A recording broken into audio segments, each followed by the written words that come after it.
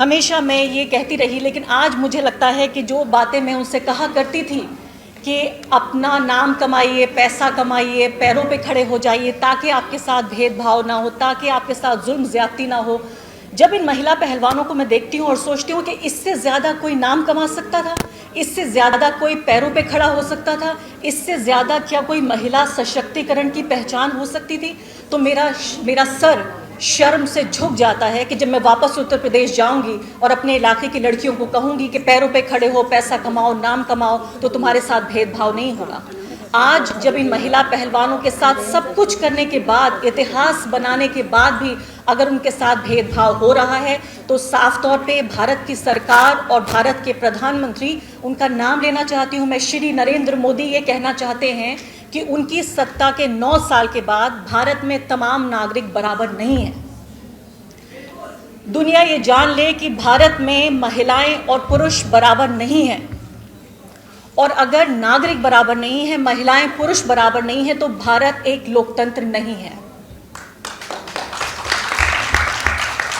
इससे पहले हमने देखा था कि जो अजय मिश्रा टेनी थे, किस तरह से किसानों, उनके परिवार का, उनका बेटा, आरोप यह है कि किसानों पे बाकायदा उन्होंने गाड़ी चढ़ा दी थी, तब भी उन्होंने कहा था कि हमारे यहाँ इस्तीफा नहीं होता है।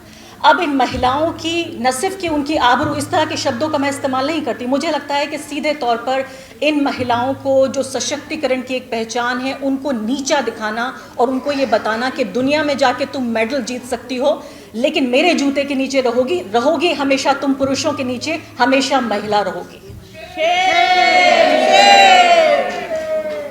ये कहने की कोशिश करते हैं कि इस सरकार का चेहरा नरेंद्र मोदी है। इस सरकार का चेहरा है अजय मिश्रा टेनी और बृजभूषण सिंह। सिर्फ ये 2 लोग हैं जो इस सरकार का चेहरा हैं।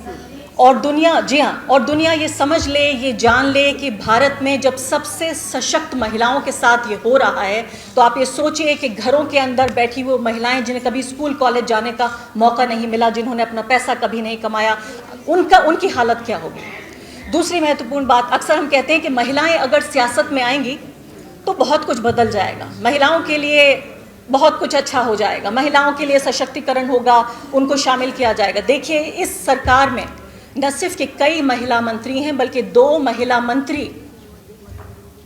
एक महिला मंत्री बाकायदा दौड़ती हुई पाई गई जब एक पत्रकार ने उनसे सवाल पूछने की कोशिश की, मीनाक्षी लेखी।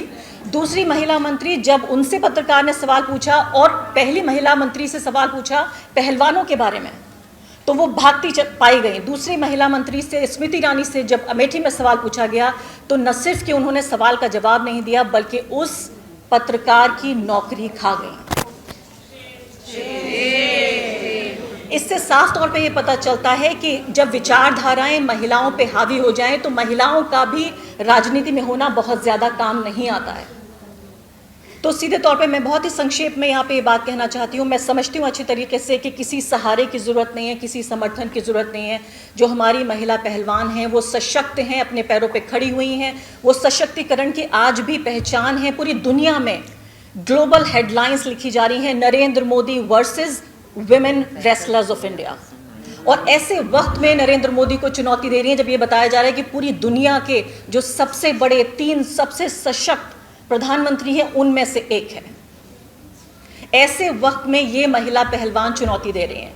आखिरी बात मैं कहना चाहती हूँ वो ये कि मैंने कहा कि सहारे की ज़रूरत नहीं है, समर्थन की भी ज़रूरत नहीं है, मैं यहाँ सिर्फ साथ देने आई हूँ। मैं सिर्फ ये कहने आई हूँ कि मैं भी आपके साथ हूँ।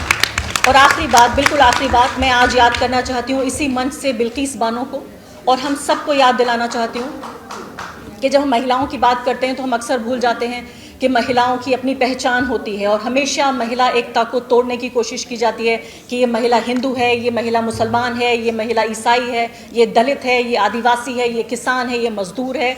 आज इस बात को भी महसूस करने का दिन है कि महिला सिर्फ महिला होती है।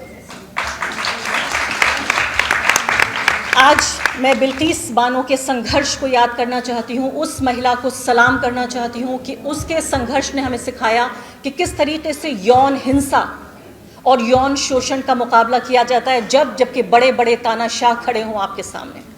और साथ ही सलाम उन शाहीन बाग की महिलाओं को जिन्होंने हमें सिखाया, जिन्होंने हमें बताया, जिन्होंने एक मॉडल बनाया कि जब सबसे बड़े तानाशाह आपके सामने खड़े हों, पूरे देश का सिस्टम और मशीनरी आपके सामने खड़ी हो, जब सबसे कमज़ोर तबके की महिलाएं कैसे साथ में आके एक दीवार बन जाती हैं और पीढ़ियों को आवाज़ देती हैं और बताती हैं कि इनकलाब ऐसे होता है। मैं आपके साथ हूँ, एक पत्रकार के तौर पर भी, एक नागरिक के तौर पे, एक महिला के तौर पे। उम्मीद मैं ये करती हूँ कि ये जो पूरा संघर्ष है, ये पूरा आंदोलन बिना अपनी पूरी मंशा पूरे किए हुए, पूरा उद्देश्य पूरे किए हुए ख़त्म नहीं होगा। आखिरी सांस तक, आखिरी दम तक मैं आप सबके साथ हूँ। बहुत बहुत शुक्रिया।